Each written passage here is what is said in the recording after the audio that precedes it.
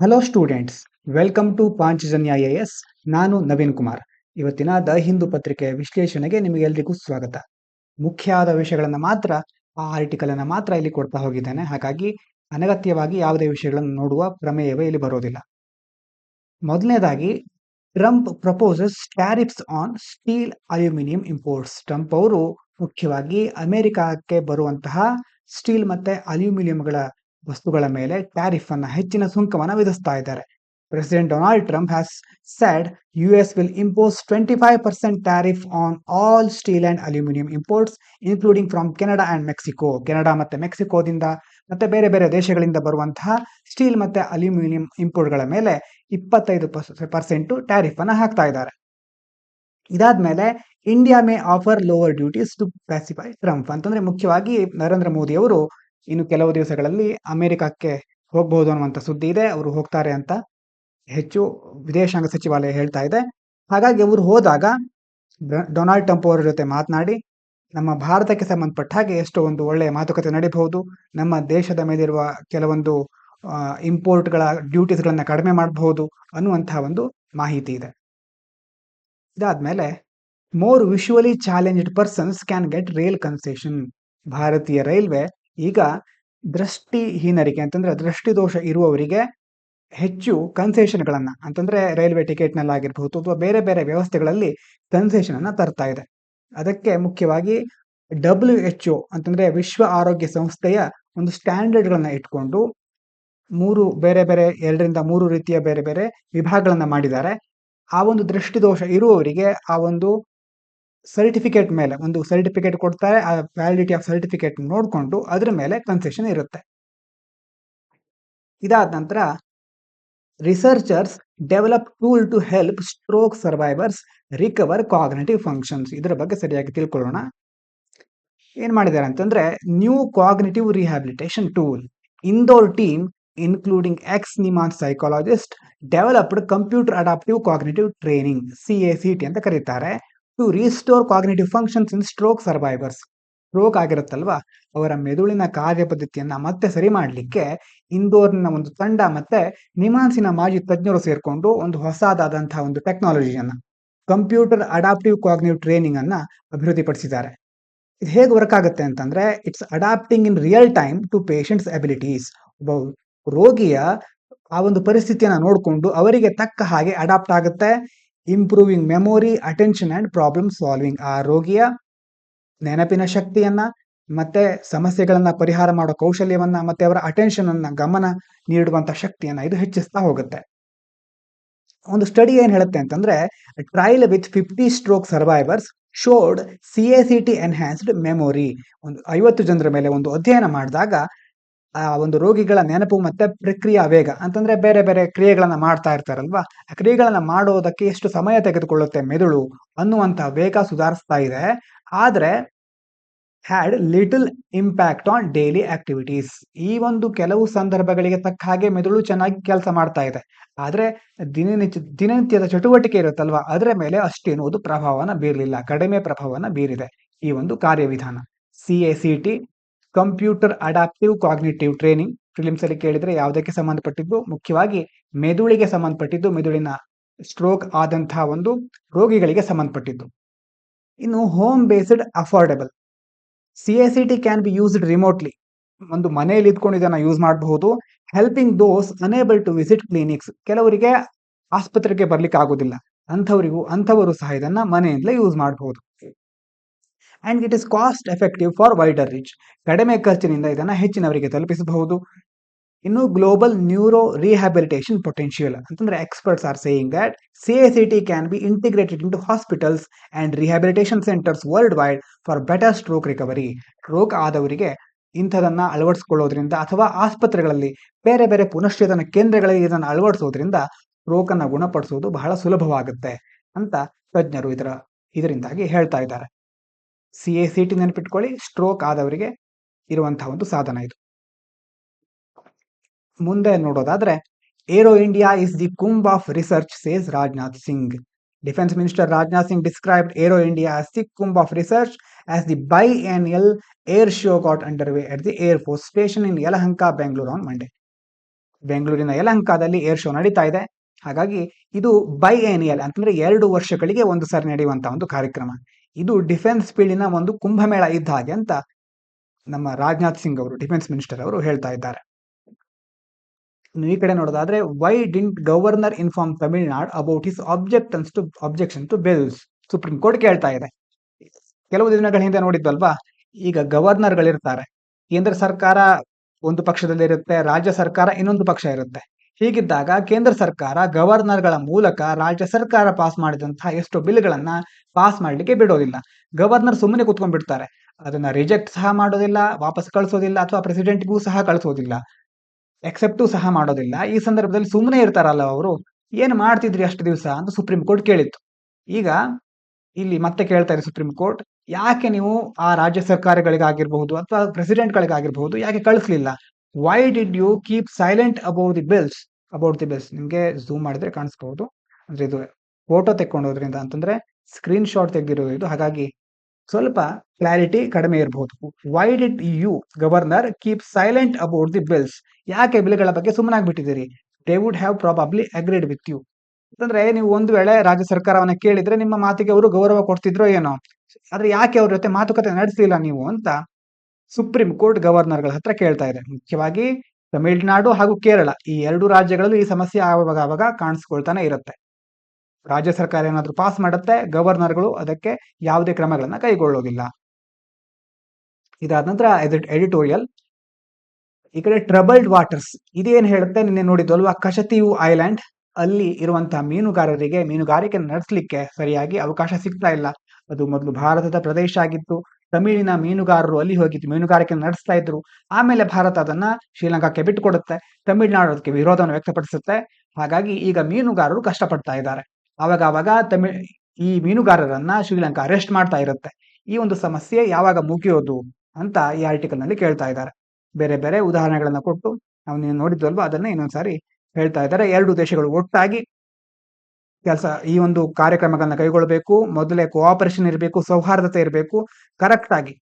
ಅಂತಂದ್ರೆ ಅಲ್ಲಿ over exploitation ಆಗಬಾರ್ದು ಫಿಶಿಂಗ್ದು. 2 ದೇಶದ ಮೀನುಗಾರರು ಒಪ್ಪಂದಕ್ಕೆ ಬಂದು ಒಳ್ಳೆಯ ರೀತಿಗಳನ್ನ, ಒಳ್ಳೆಯ ಕಾರ್ಯಕ್ರಮಗಳನ್ನ ಕೈಗೊಳ್ಳಬೇಕು. ನಿನ್ನೆ ಹೇಳಿದ್ರಲ್ವ ಒಬ್ರು, ಅಂತಂದ್ರೆ ವಾರದಲ್ಲಿ 3 ದಿನ ನಮಗೆ ಬಿಟ್ಟುಕೊಡಿ, ಮತ್ತೆ ಬೇರೆ ದಿವಸ ಅವರು ನೋಡ್ಕೊಳ್ಳಿ ಮೀನುಗಾರಿಕೆಯನ್ನ ಅಂತ ಒಬ್ರು ಹೇಳಿದ್ರು ಮೀನುಗಾರರು.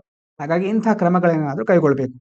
ಅದೇ ರೀತಿ ಇಂಡಿಯನ್ ಓಷನ್ ರೀಜನ್ ಅಲ್ಲಿ ಎಲ್ಲಾ ದೇಶಗಳು ಬರುತ್ತಲ್ವಾ, ಬೇರೆ ಬೇರೆ ದೇಶಗಳು ಬರುತ್ತಲ್ವಾ, ಆ ಎಲ್ಲಾ ದೇಶಗಳು ಒಟ್ಟಾಗಿ ಇಂತಹ ಸಮಸ್ಯೆಗಳನ್ನ ಪರಿಹರಿಸ್ಕೋಬೇಕು ಅಂತ ಈ ಒಂದು ಆರ್ಟಿಕಲ್ ನಲ್ಲಿ ಹೇಳ್ತಾರೆ.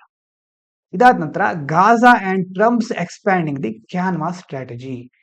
ಇದರ ಬಗ್ಗೆ ನೋಡೋದಾದ್ರೆ, ಟ್ರಂಪ್ಸ್ ಗಾಜಾ ಪ್ರಪೋಸಲ್.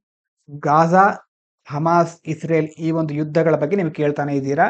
ಹೀಗಾಗಿ ಈಗ ಅಲ್ಲಿ ಯುದ್ಧ ನಿಂತಿದೆ, ಮತ್ತೆ ವಾಪಸ್ಸು ಅದನ್ನ ಸರಿ ಮಾಡ್ಲಿಕ್ಕೆ ಹೊರಟಿದ್ದಾರೆ.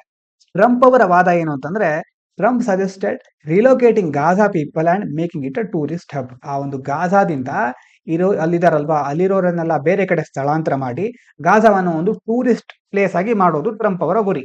It is sparking controversy. ಆದ್ರೆ ಬಹಳಷ್ಟು ದೇಶಗಳು ಇದಕ್ಕೆ ಒಪ್ತಾ ಇಲ್ಲ. ಗಾಜಾ ಜನರನ್ನ ಬೇರೆ ಕಡೆ ಕಳಿಸ್ಕೊಂಡು ಅಲ್ಲಿ ಪ್ರವಾಸೋದ್ಯಮ ಕೇಂದ್ರವನ್ನ ಮಾಡಬೇಕೆಂದಿದ್ದು ಎಲ್ಲ ಕಡೆ ವಿವಾದವನ್ನ ಸೃಷ್ಟಿ ಮಾಡ್ತಾ ಇದೆ. ಇದರಲ್ಲಿ ಮುಖ್ಯವಾಗಿ ಸೌದಿ ಅರೇಬಿಯಾದ ಪಾತ್ರ ಬಹಳ ಮುಖ್ಯ. Saudi Arabia having a key role here. Crown prince Mohammed bin Salman ಅವರು demands a Palestinian state before normalising ties with Israel.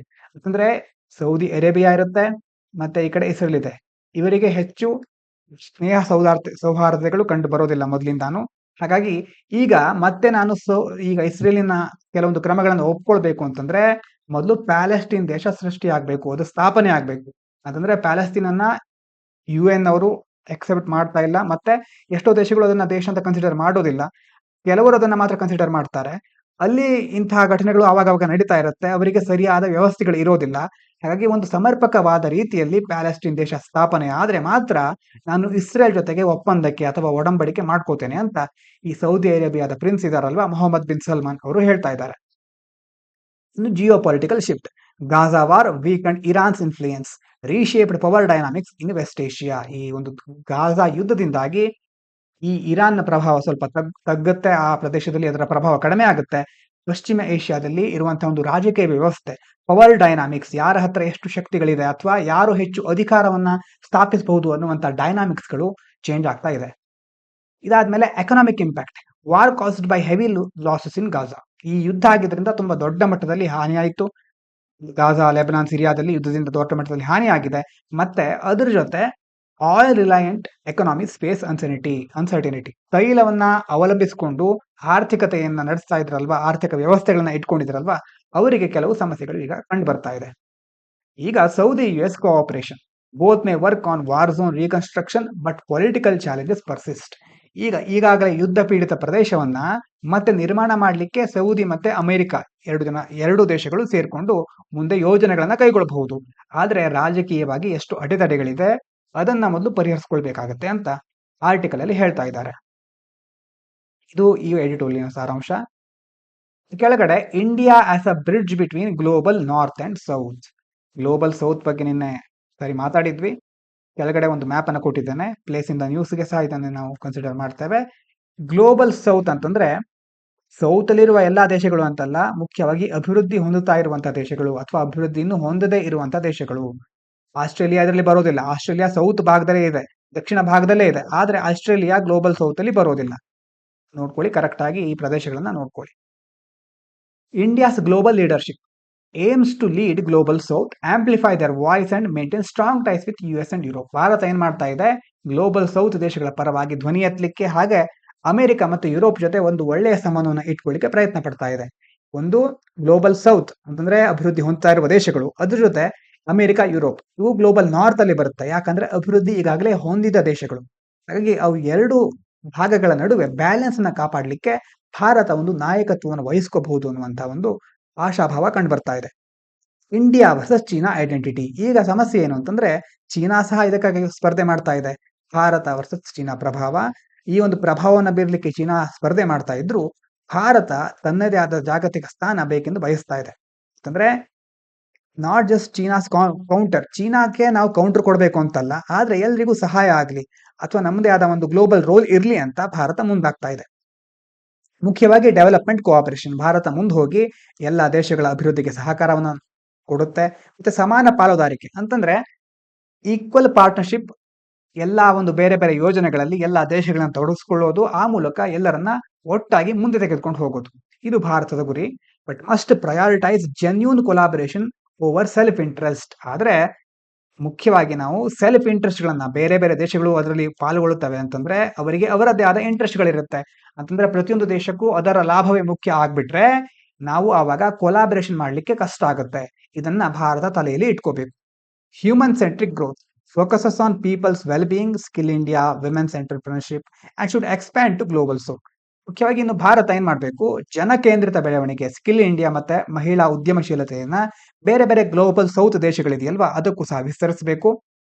ಈ ಮೂಲಕ ಏನ್ ಮಾಡಬಹುದು, ಸ್ಟ್ರಾಂಗರ್ ಗ್ಲೋಬಲ್ ರೂಲ್ ಅನ್ನ ಭಾರತ ಕಂಡ್ಕೋಬಹುದು. ಈಗಾಗಲೇ ಭಾರತ ಏನ್ ಮಾಡಿದೆ, ಆಫ್ರಿಕನ್ ಯೂನಿಯನ್ ಅನ್ನ G20 ಸೇರಿಸಲಿಕ್ಕೆ ಬಹಳಷ್ಟು ಪ್ರಯತ್ನ ಪಟ್ಟಿದೆ, ಅದರಲ್ಲಿ ಸಫಲ ಆಗಿದೆ. Proving commitment to fair governance and in the future it must build independent global support system. ಈಗಾಗಲೇ ಆಫ್ರಿಕಾ ಒಕ್ಕೂಟವನ್ನ G20 ಸೇರಿಸಿ ಎಲ್ಲರಿಗೂ ಒಂದು ಸಮಾನ ಬದ್ಧತೆಯನ್ನ ಭಾರತ ಪ್ರೂವ್ ಮಾಡ್ತಾ ಇದೆ. ಮುಂದಿನ ದಿನಗಳಲ್ಲಿ ಪಶ್ಚಿಮ ದೇಶಗಳು ಈಗಾಗಲೇ ಡೆವಲಪ್ ಆಗಿದೆಯಲ್ವಾ, ಆ ದೇಶಗಳ ಮೇಲೆ ಅವಲಂಬಿತ ಆಗದೆ ತನ್ನದಾದ ಒಂದು ವ್ಯವಸ್ಥೆಯನ್ನ ಭಾರತ ನಿರ್ಮಿಸಬೇಕು. ಇದು ಈ ಆರ್ಟಿಕಲ್ನ ಸಾರಾಂಶ. ಗ್ಲೋಬಲ್ ಸೌತ್ ದೇಶಗಳ ಬಗ್ಗೆ ಒಂದು ಹೇಗಿದೆ ಅಂತ ನೆನಪಿಟ್ಕೊಂಡಿರಿ. ಇದಾದ್ಮೇಲೆ the problem of regulating live in relationships. ಮುಖ್ಯವಾಗಿ ಇದು ಹೇಳ್ತಾ ಇರೋದು ಉತ್ತರಾಖಂಡ್ ನಲ್ಲಿ ಯುಸಿಸಿ ಫುಲ್ ಫಾರ್ಮ್ ನೆನಪು ಮಾಡ್ಕೊಳ್ಳಿ. ಲಿವ್ ಇನ್ ರಿಲೇಶನ್ಶಿಪ್ ಲಾ ಅಂತಂದ್ರೆ ಉತ್ತರಾಖಂಡದಲ್ಲಿ ಜಾರಿಗೊಳಿಸಿರುವಂತಹ UCCಯಲ್ಲಿ ಲಿವ್ ಇನ್ ರಿಲೇಶನ್ಶಿಪ್ಗೆ ಸಂಬಂಧಿಸಿದ ಹಾಗೆ ಕೆಲವು ಕಾನೂನುಗಳನ್ನು ತಂದಿದ್ದಾರೆ. ಮ್ಯಾಂಡೇಟರಿ ರಿಜಿಸ್ಟ್ರೇಷನ್ ಅಂತಂದ್ರೆ opposite sex live in couples must register their relationship. ಈಗ ಲಿವ್ ಇನ್ ರಿಲೇಶನ್ಶಿಪ್ ಅಲ್ಲಿ ಇರ್ತಾರಲ್ವಾ, ಆ ಜೋಡಿಗಳು ತಮ್ಮ ಸಂಬಂಧವನ್ನ ಮೊದಲೇ ನೋಂದಾಯಿಸಬೇಕು. ಇಲ್ಲ ಅಂದ್ರೆ ಅವರಿಗೆ ಕೆಲವೊಂದು ಕಾನೂನು ಕ್ರಮ ಎದುರಿಸಬೇಕಾಗುವ ಪರಿಸ್ಥಿತಿ ಬರುತ್ತೆ, ಆರ್ ಫೇಸ್ ಲೀಗಲ್ ಆಕ್ಷನ್. ಇದು ಅಪೋಸಿಟ್ ಸೆಕ್ಸ್ ಅಂತಂದ್ರೆ ಗಂಡು ಹೆಣ್ಣು ಅಂತಿದ್ದಾಗ. ಅದೇ ಒಂದು ವೇಳೆ ಅಲ್ಲಿ ಆ ಒಂದು ಕಾನೂನಲ್ಲಿ LGBT ಕಮ್ಯುನಿಟಿಗಳಿಗೆ ಯಾವುದೇ ಮಹತ್ವವನ್ನು ಕೊಡ್ಲೇ ಇಲ್ಲ, ಸೇಮ್ ಸೆಕ್ಸ್ ಮ್ಯಾರೇಜಸ್ ಅಂತ ಹೇಳ್ತೀವಲ್ವಾ, ಆ ಕಮ್ಯುನಿಟಿಗಳಿಗೆ ಅದರ ಪ್ರಸ್ತಾಪವನ್ನು ಮಾಡಿಲ್ಲ, ಅದಕ್ಕೆ ಮಾನ್ಯತೆಯನ್ನು ಕೊಡಲಿಲ್ಲ. ಇನ್ನು limited protection. Women deserted by partners gets financial support but not those whose relationship end normally.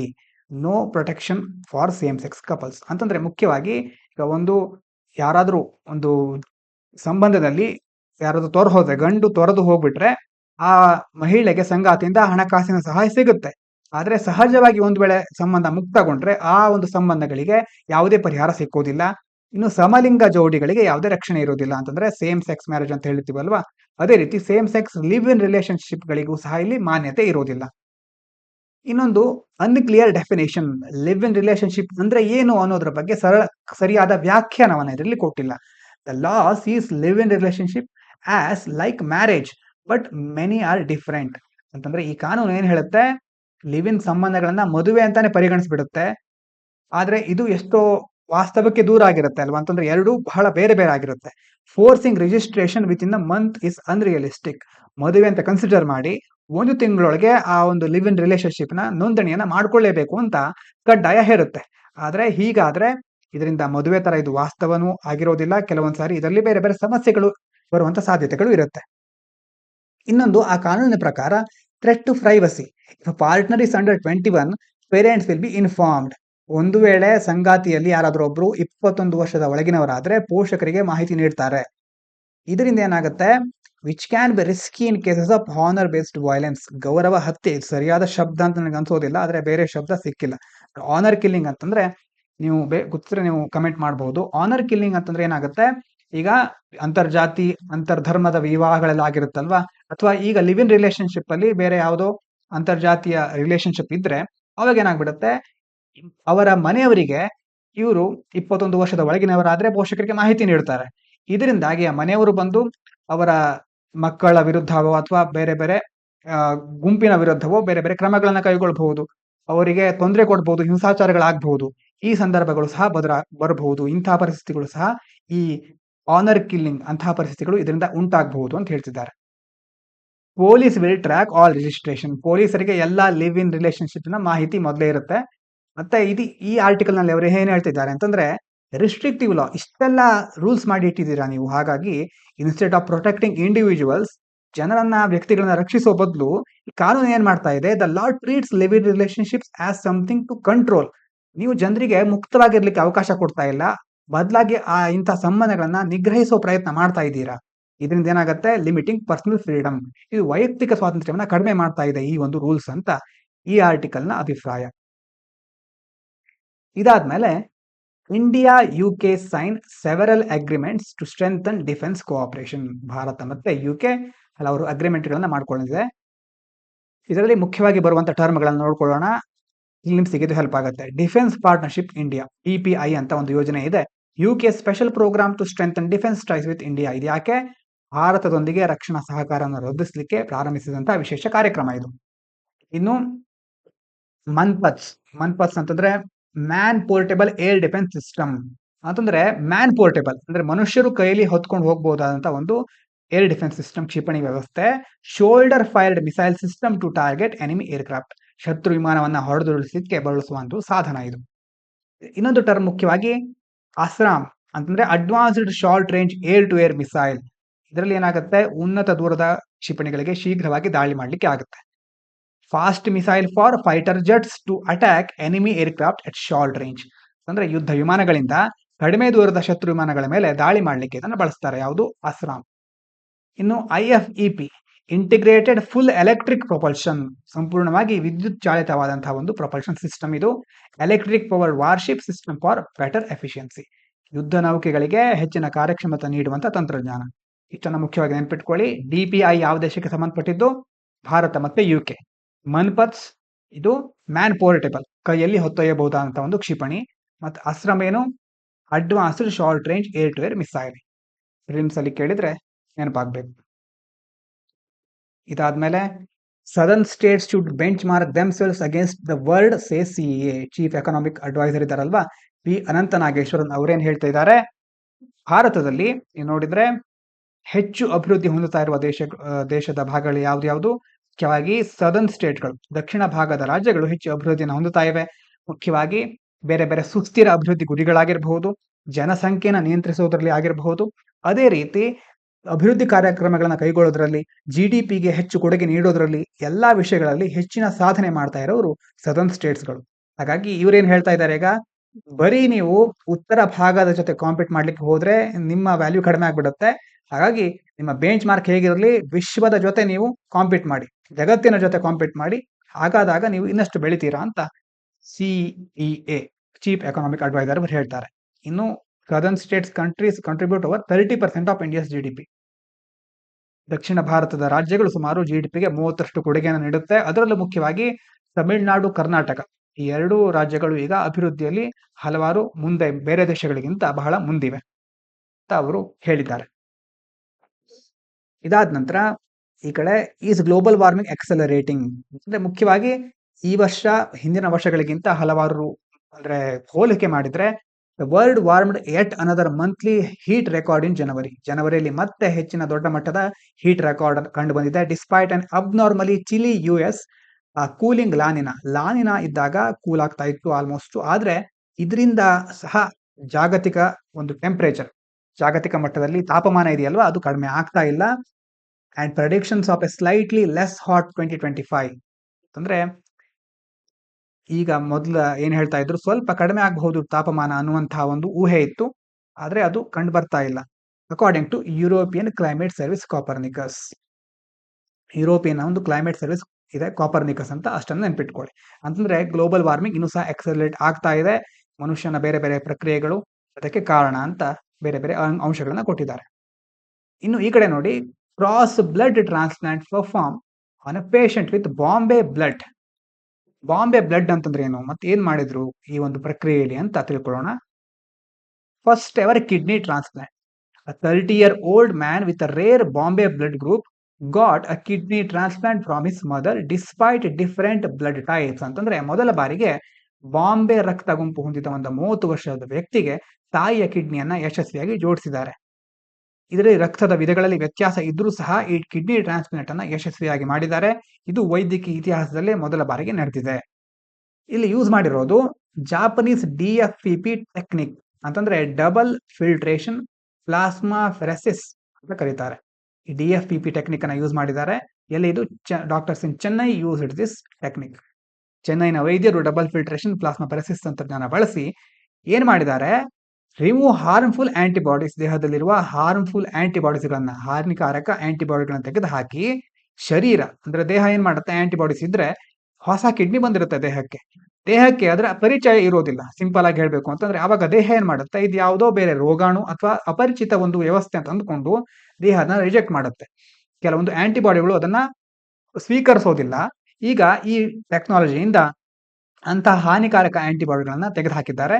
ಆಗ ಏನಾಗುತ್ತೆ, ಶರೀರ ಕಿಡ್ನಿಯನ್ನ ತಿರಸ್ಕರಿಸದಂತೆ ಮಾಡಲಾಗುತ್ತೆ, ದೇಹ ಅದನ್ನ ಸ್ವೀಕರಿಸುತ್ತೆ. ಆವಾಗ ಪ್ರಿವೆಂಟಿಂಗ್ ಆರ್ಗನ್ ರಿಜೆಕ್ಟ್ ಆಗದೆ ಇರೋ ತರ ನೋಡ್ಕೊಳ್ತಾರೆ. Successful surgery, medical breakthrough ಅಂತಂದ್ರೆ ಈ ಯಶಸ್ವಿ ಶಸ್ತ್ರಚಿಕಿತ್ಸೆ ಆಗಿದ್ದರಿಂದ ವೈದ್ಯಕೀಯ ಕ್ಷೇತ್ರದಲ್ಲಿ ಒಂದು ಹೊಸ ಮೈಲಿಗಲ್ಲು ಅಂತ ಕರಿಬಹುದು. Patients recovered well, proving Bombay blood group patients can also get organ transplant in the future. ಈ ಶಸ್ತ್ರಚಿಕಿತ್ಸೆಯಿಂದ ಬಾಂಬೆ ರಕ್ತ ಗುಂಪು ಹೊಂದಿದ ರೋಗಿಗಳಿಗೂ ಸಹ ಭವಿಷ್ಯದಲ್ಲಿ ಅಂಗ ಜೋಡಣೆ ಮಾಡಲಿಕ್ಕೆ ಸಾಧ್ಯ ಅಂತ ವೈದ್ಯರು ಸಾಬೀತುಪಡಿಸಿದ್ದಾರೆ. ಮತ್ತೆ ಏನು ಇದು ಬಾಂಬೆ ಬ್ಲಡ್ ಗ್ರೂಪ್ ಅಂತ ನೋಡಿದ್ರೆ, rare blood type first discovered in ಮುಂಬೈಯಲ್ಲಿ ಇದನ್ನ ಫಸ್ಟ್ ಟೈಮ್ ಡಿಸ್ಕವರ್ ಮಾಡ್ತಾರೆ. ರೇರೆಸ್ಟ್ ಬ್ಲಡ್ ಟೈಪ್ ಇದು. ಲ್ಯಾಕ್ಸ್ ಎಚ್ ಆಂಟಿಜನ್ ಅನ್ನುವಂಥ ಒಂದು ಅಂಶ ಇದರಲ್ಲಿ ಇರೋದಿಲ್ಲ. Making organ donation difficult. ಇದು ಇಲ್ಲದೆ ಇರೋದ್ರಿಂದ ಈ ವ್ಯಕ್ತಿಗಳಿಗೆ, ಈ ರೇರ್ ಬ್ಲಡ್ ಟೈಪ್ ಹೊಂದಿರೋರಿಗೆ ಅವರ ಅಂಗಗಳನ್ನ ಅಥವಾ ಅಂಥ ಒಂದು ವ್ಯಕ್ತಿಗಳಿಗೆ ಏನಾದರೂ ಅಂಗದಲ್ಲಿ ದೋಷ ಆದ್ರೆ ಆರ್ಗನ್ ಡೊನೇಟ್ ಮಾಡೋರು ಸಿಗೋದು ಬಹಳ ಕಷ್ಟ. ಅಂತ ಅಂಗಗಳನ್ನ ದಾನ ಮಾಡೋರು ಸಿಗೋದು ಬಹಳ ಕಷ್ಟ. ಇದಾದ ನಂತರ ಮುಖ್ಯವಾಗಿ ಇಷ್ಟೇ ವಿಷಯ ನಾವು ನೋಡ್ಲಿಕ್ಕೆ ಹೊರಟಿರೋದಾಗಿತ್ತು. ಇದಾದ್ಮೇಲೆ ಎಂದಿನಂತೆ vocabulary. In a crucial business decision, the company had to pivot to a new strategy due to market demands. ಒಂದು ಕ್ರೂಷಿಯಲ್ ಆಗಿರೋ ಬಿಸ್ನೆಸ್ ಡಿಸಿಷನ್ ಮಾಡ್ತಾ ಇದೆ ಒಂದು ಕಂಪನಿ. ಅವಾಗ ಏನಾಗುತ್ತೆ, ಹ್ಯಾಡ್ ಪಿವೋಟ್ ಅಂತಂದ್ರೆ ಚೇಂಜ್ ಡೈರೆಕ್ಷನ್, ಮಾರ್ಗ ಬದಲಾಯಿಸುತ್ತೆ. To a new strategy due to market demand. ಮಾರ್ಕೆಟ್ನಲ್ಲಿ ಡಿಮ್ಯಾಂಡಿನ ಒಂದು ಬೇಡಿಕೆಯ ವ್ಯವಸ್ಥೆ ಬದಲಾಗ್ತಾ ಇದೆ. ಈಗ ಕಂಪನಿ ತನ್ನ ಸ್ಟ್ರಾಟಜಿಯನ್ನ ಬದಲು ಮಾಡ್ಕೊಳ್ತಾ ಇದೆ. ಸ್ಟ್ರಾಟಜಿಯಲ್ಲಿ ಪಿವೋಟ್ ಅಂತಂದ್ರೆ ಚೇಂಜ್ ಆಗ್ತಾ ಇದೆ direction. The board members var unanimous in their approval of the change. Unanimous ಅಂತಂದ್ರೆ ಒಮ್ಮತವನ್ನ ಸೂಚಿಸೋದು, ಫುಲ್ಲಿ ಅಗ್ರೀಡ್. ಈ ಒಂದು ಹೊಸ ಸ್ಟ್ರಾಟಜಿಗೆ ಆ ಬೋರ್ಡಿನ ಮೆಂಬರ್ಗಳು ಎಲ್ಲ ಯುನಾನಿಮಸ್ ಆಗಿ ಒಪ್ಕೊಂಡ್ರು, ಅಂದ್ರೆ ಒಮ್ಮತದಿಂದ ಒಪ್ಕೊಂಡ್ರು. They decided to work in tandem. In tandem ಅಂತಂದ್ರೆ ಏನು? ಒಟ್ಟಿಗೆ ನಾವೆಲ್ಲ ಒಟ್ಟಿಗೆ ಸೇರಿ ವರ್ಕ್ ಮಾಡೋಣ ಇದ್ರ ಕುರಿತಾಗಿ ಅಂತ ಡಿಸೈಡ್ ಮಾಡಿದ್ರು with international partners to expand their reach. ಬೇರೆ ದೇಶದ ಪಾರ್ಟ್ನರ್ಗಳ ಜೊತೆ ಸೇರಿ ಒಟ್ಟಿಗೆ ವರ್ಕ್ ಮಾಡೋಣ. ದ ಗವರ್ಮೆಂಟ್ ಫಿನಾನ್ಷಿಯಲ್ ಸ್ಟಿಮ್ಯುಲಸ್ ಅಂತ ಬಂತು. ಸ್ಟಿಮ್ಯುಲಸ್ ಅಂತಂದ್ರೆ ಬೂಸ್ಟ್ ಮೋಟಿವೇಶನ್, ಉತ್ತೇಜನ ಅಥವಾ ಪ್ರೇರಣೆ. ಸರ್ಕಾರದಿಂದ ಬರುವಂತಹ ಆರ್ಥಿಕ ಉತ್ತೇಜನದಿಂದ helped them invest in new technology. ಸರ್ಕಾರ ಕೊಟ್ಟಂತಹ ಆರ್ಥಿಕ ಉತ್ತೇಜನದಿಂದ ಅವರಿಗೆ ಹೊಸ ಟೆಕ್ನಾಲಜಿಯಲ್ಲಿ ಇನ್ವೆಸ್ಟ್ ಮಾಡಲಿಕ್ಕೆ ಹೆಲ್ಪ್ ಆಯಿತು. However they had to contend with competition from other businesses trying to capture the same market. ಆದರೆ ಅವರು ಬೇರೆ ಬಿಸ್ನೆಸ್ಗಳ ಜೊತೆ ದೇ ಹ್ಯಾಡ್ ಟು ಕಂಟೆಂಡ್ ಅಂತಂದ್ರೆ ಸ್ಟ್ರಗಲ್, ಕಾಂಪೀಟ್ ಮಾಡೋದು. ಆ ಒಂದು ಕ್ಷೇತ್ರದಲ್ಲಿ ಇರುವ ಬೇರೆ ಬೇರೆ ಉದ್ಯಮಗಳ ಜೊತೆ ಅವರು ಒಂದು ಸ್ಟ್ರಗಲ್ ಮಾಡಬೇಕಾಯ್ತು, ಕಾಂಪೀಟ್ ಮಾಡಬೇಕಾಯ್ತು, ಹೋರಾಟವನ್ನ ಮಾಡಬೇಕಾಯ್ತು to capture the same market. ಆ ಮಾರುಕಟ್ಟೆಯನ್ನ ತಾವು ಸಂಪೂರ್ಣವಾಗಿ ವಶಪಡಿಸ್ಕೊಳ್ಳೋದು ಅಂತಂದ್ರೆ ಮಾರುಕಟ್ಟೆಯಲ್ಲಿ ಹಿಡಿತವನ್ನ ಸಾಧಿಸಲಿಕ್ಕೆ ಅವರು ಸ್ಟ್ರಗಲ್ ಮಾಡಬೇಕಾಯ್ತು ಅಂತ. ಪಿವೋಟ್ ಅಂತಂದ್ರೆ ಚೇಂಜ್ ಡೈರೆಕ್ಷನ್, ಯುನಾನಿಮಸ್ ಅಂತಂದ್ರೆ ಫುಲ್ಲಿ ಅಗ್ರೀಡ್ ಮಾಡೋದು, ಟ್ಯಾಂಡಮ್ ಅಂತಂದ್ರೆ ಸಮನ್ವಯ, ಟುಗೆದರ್ ಎಲ್ಲರೂ ಸೇರಿ ನಿರ್ಧಾರ ತೆಗೆದುಕೊಂಡ್ರು ಅಂತ ನೆನ್ಪಿಟ್ಕೊಳ್ಳಿ. ಸ್ಟಿಮ್ಯುಲಸ್ ಅಂತಂದ್ರೆ ಬೂಸ್ಟ್ ಮೋಟಿವೇಶನ್, ಕಂಟೆಂಟ್ ಅಂತಂದ್ರೆ ಸ್ಟ್ರಗಲ್. ಇಷ್ಟನ್ನ ನೆನ್ಪಿಟ್ಕೊಳ್ಳಿ. UPSC 2016 ಅಲ್ಲಿ ಕೇಳಿರುವಂತಹ ಒಂದು ಪ್ರಶ್ನೆ ಪ್ರಿಲಿಮ್ಸ್ಗೋಸ್ಕರ. Which one of the following books of the ancient India has the love story of the son of the founder of the Shunga dynasty. Shunga ಡೈನೆಸ್ಟಿಯ ಫೌಂಡರಿನ ಮಗನ ಒಂದು ಲವ್ ಸ್ಟೋರಿ ಅಥವಾ ಪ್ರೇಮ ಕಥೆಯನ್ನು ಯಾವ ಒಂದು ಕೆಳಗಿನ ಪುಸ್ತಕ ಒಳಗೊಂಡಿದೆ? ಸ್ವಪ್ನ ವಾಸವದತ್ತ, ಮಾಳವಿಕಾಗ್ನಿಮಿತ್ರ, ಮೇಘದೂತ, ರತ್ನಾವಳಿ. ಇದಕ್ಕೆ ಉತ್ತರವನ್ನ ಕಮೆಂಟ್ ಮಾಡಿ.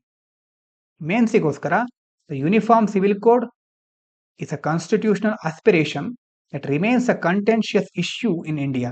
Critically evaluate the potential benefits and challenges associated with the implementation of UCC in a diverse society like India.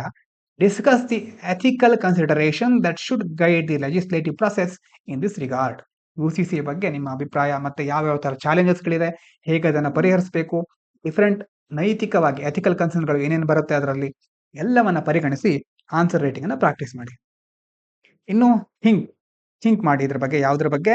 You are leading a team tasked with implementing a new government scheme aimed at digital literacy in rural areas. ಒಂದು ಗ್ರಾಮೀಣ ಭಾಗದಲ್ಲಿ ನೀವೊಂದು team leader ಆಗಿದ್ದೀರಾ. Team leader ಅಂತಂದ್ರೆ ಜಿಲ್ಲಾಧಿಕಾರಿ ಆಗಿರಬಹುದು ಅಥವಾ ಯಾವುದೇ ಒಂದು ಅಧಿಕಾರಿ ಆಗಿರಬಹುದು. ನಿಮಗೆ ಒಂದು ಜವಾಬ್ದಾರಿ ಇದೆ. ಏನು? ಡಿಜಿಟಲ್ ಲಿಟ್ರಸಿಯನ್ನ ಆ ಗ್ರಾಮೀಣ ಭಾಗದಲ್ಲಿ ಅಲ್ಲಿರುವಂತಹ ಜನರಿಗೆ ಹೊಸ ಟೆಕ್ನಾಲಜಿಗಳ ಬಗ್ಗೆ, ಡಿಜಿಟಲ್ ವ್ಯವಸ್ಥೆಗಳ ಬಗ್ಗೆ ತಿಳುವಳಿಕೆ ನೀಡೋದು, ಅದನ್ನ ಯೂಸ್ ಮಾಡಲಿಕ್ಕೆ ಹೊಸ ಗೌರ್ಮೆಂಟ್ ಸ್ಕೀಮ್ ಬಂದಿದೆ ಅದರ ಬಗ್ಗೆ ತಿಳುವಳಿಕೆ ನೀಡೋದು. ಆ ಮೂಲಕ ಅವರು ಆ ಡಿಜಿಟಲ್ ಡಿವೈಸ್ಗಳನ್ನ ಯೂಸ್ ಮಾಡೋ ತರ ಮಾಡೋದು. You find that a significant portion of the target population, especially women, are hesitant to participate due to concerns about the online safety and potential misuse of their data. ನೀವು ಹಾಗೆ ಮಾಡ್ಲಿಕ್ಕೆ ಹೋದಾಗ ಅಲ್ಲಿರೋ ಬಹಳಷ್ಟು ಜನ, ಅದರಲ್ಲೂ ಮುಖ್ಯವಾಗಿ ಮಹಿಳೆಯರು, ತಮ್ಮ ಆನ್ಲೈನ್ ಸೇಫ್ಟಿ ಆಗಿರಬಹುದು, ತಮ್ಮ ಡೇಟಾ ಮಿಸ್ಯೂಸ್ ಆಗಿರಬಹುದು ಅನ್ನುವಂಥ ಒಂದು ಸಂದೇಹದಿಂದ ಮುಂದೆ ಬರ್ತಾ ಇಲ್ಲ.